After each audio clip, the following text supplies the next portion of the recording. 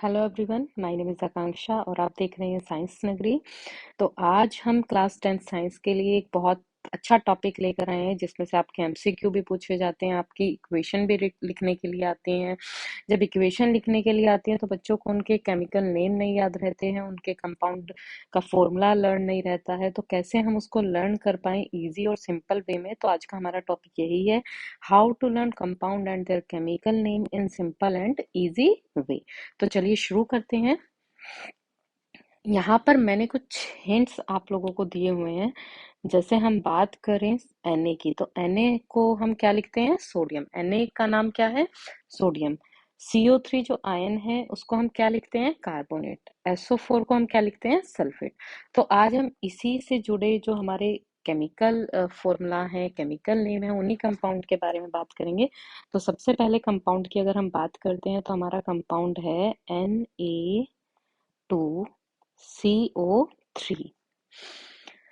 तो अगर हम इसके नाम की बात करें तो हम इसको दो हिस्सों में तोड़ सकते हैं। हम इस फॉर्मूला को कितने हिस्सों में तोड़ सकते हैं? इस कंपाउंड को हम कितने हिस्सों में तोड़ सकते हैं?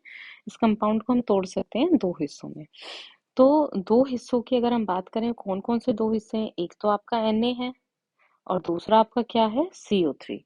दो हिस्सों में आप तोड़ सकते हो। तो Na जो है, Na को हम क्या लिखते हैं? Na को हम लिखते हैं सोडियम।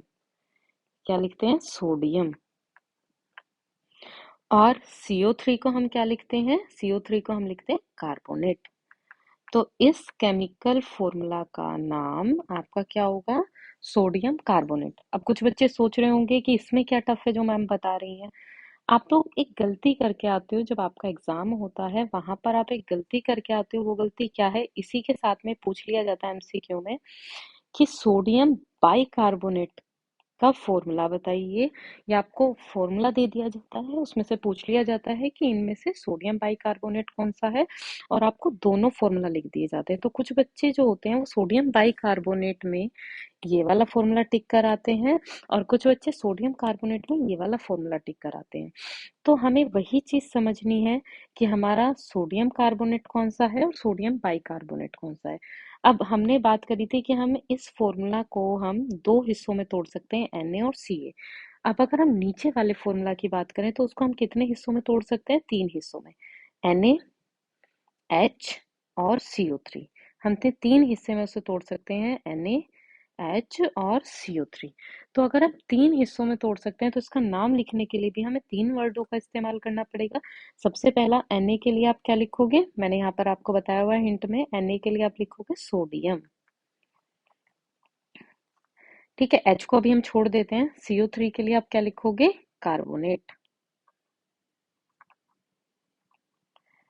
और H के लिए हम लगाते हैं बाई। H के लिए हम क्या लगाते हैं? बाई। तो इसका नेम क्या हुआ आपका? इसका नेम हुआ आपका सोडियम कार्बोनेट और इसका नाम क्या हुआ?